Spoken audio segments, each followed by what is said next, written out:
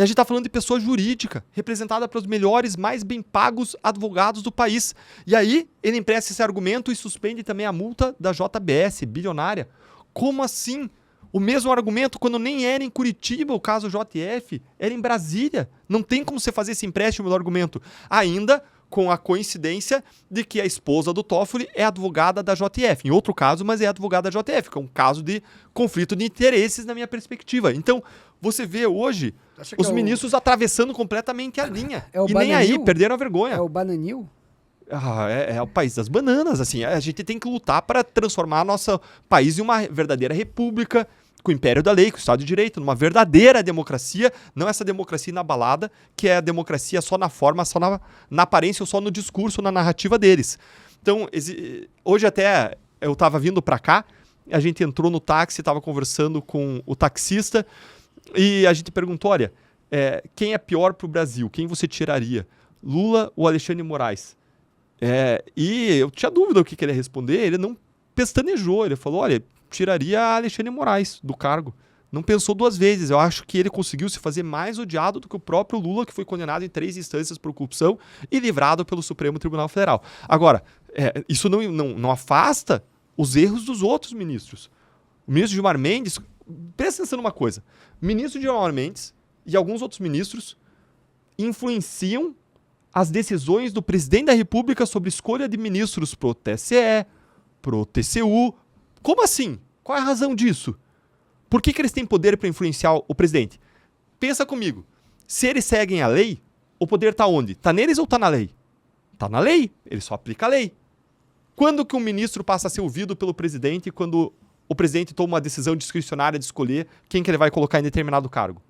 Só se e quando um ministro estiver disposto a ultrapassar a lei para favorecer amigos e prejudicar inimigos. Senão o ministro não tem poder. Por isso, alguns ministros não têm poder nenhum, não indicam ninguém, não são ouvidos para nada.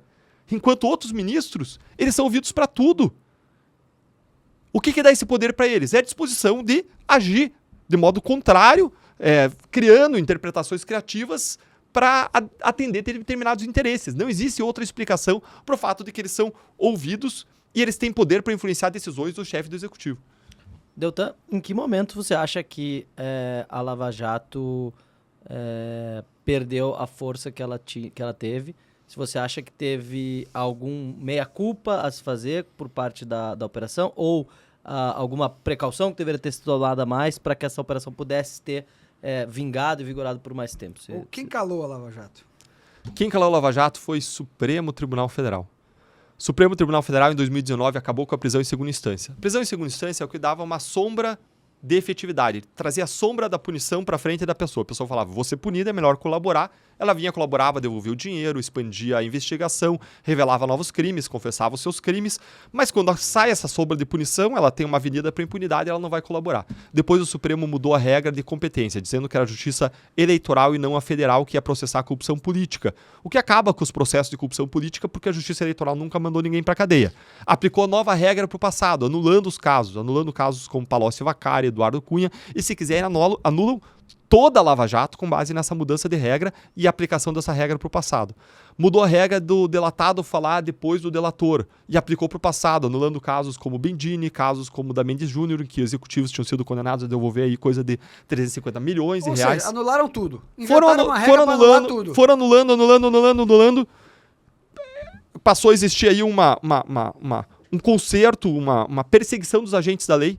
O Toffoli mandou investigar agentes da lei por cooperações internacionais, por coisas feitas há anos, feitas de modo transparente em processos públicos, mas agora, de repente, os agentes da lei devem ser investigados. A gente passou a ser punido. Hoje, o Supremo Tribunal Federal confirmou uma condenação do STJ, do Superior Tribunal de Justiça, contra mim, mandando eu pagar uma indenização para o Lula, no valor que vai chegar a cerca aí de R$200 mil por causa da apresentação do PowerPoint. Quando Lula, condenado em 3 instâncias, foi livrado pelo Supremo e não vai pagar R$1. Agora quem cometeu o crime foram os caras da Lava Jato. E veja, existe entendimento vinculante do Supremo que fala que esse tipo de processo nunca pode ser feito contra a pessoa física, só contra o CNPJ, a pessoa jurídica, a União. E a União jamais me acionaria, a gente chama em regresso, jamais cobraria o valor de mim, porque a União tem pareceres falando que eu não fiz nada de errado.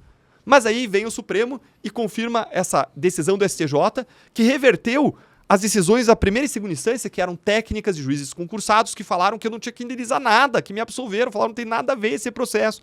Aí veio o STJ e reverteu isso contra a sua própria jurisprudência e contra a do Supremo, e o Supremo confirmou. O meu medo não é ser julgado pela primeira e segunda instância, que são juízes técnicos e concursados. Meu medo é ser julgado pelo Supremo, um tribunal político. Mas o caso chega lá em recurso, né? Esse é o medo. Ou quando eles querem te associar alguém de foro privilegiado para te levar para lá. Eu não tenho medo da primeira instância, tenho medo do Supremo. O Supremo não tem regra, o Supremo é um tribunal político, se escancarou como um tribunal político. De tudo que... de todo o conteúdo da chamada Vaza Jato, o que você acha que seria o de maior interesse da sociedade brasileira se a gente pudesse ter acesso a todas essas informações? Nada. Nada de interesse da sociedade brasileira. São mensagens trocadas para realizar atos. Para falar sobre atos futuros. Agora, essas mensagens elas foram roubadas, pode ter estado sujeita a todo tipo de adulteração, e o que a gente vê ali são fofocas querendo bancar de escândalos. Pegam trechos de mensagens, descontextualizam, dão interpretações, quando tudo que eventualmente aconteceu nas mensagens reais, não nessas que vieram à tona, tudo que aconteceu tinha por objetivo realizar atos. E você vai lá ver os atos são públicos, os atos são fundamentados, você quer saber qual é o ato ilegal?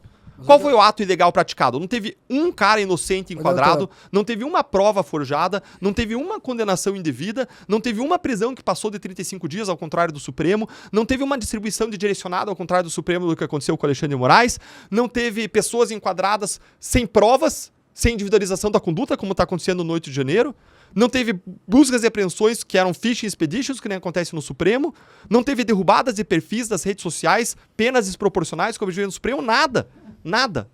Então, qual é o ato que foi praticado e foi legal? Não tem.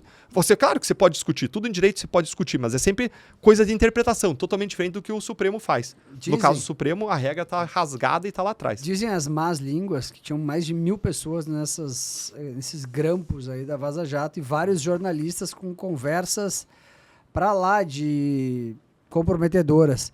E que pessoas mal intencionadas usam essas conversas para chantagear esses jornalistas para eles trocarem de lado. Tu acha isso possível?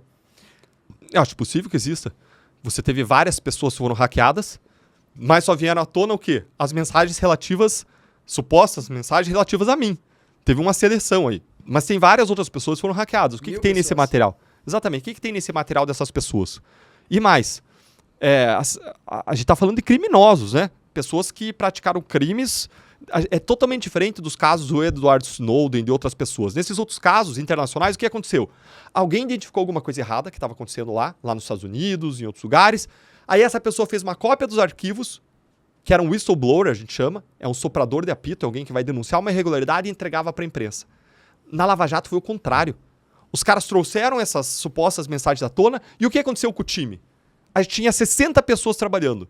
Aquelas supostas mensagens eram trocadas entre essas 60 pessoas em diferentes grupos ou ainda coletivamente. Tinha as mensagens entre os procuradores, por exemplo. Quantos procuradores vieram e falaram assim, realmente teve coisa errada? Nenhum!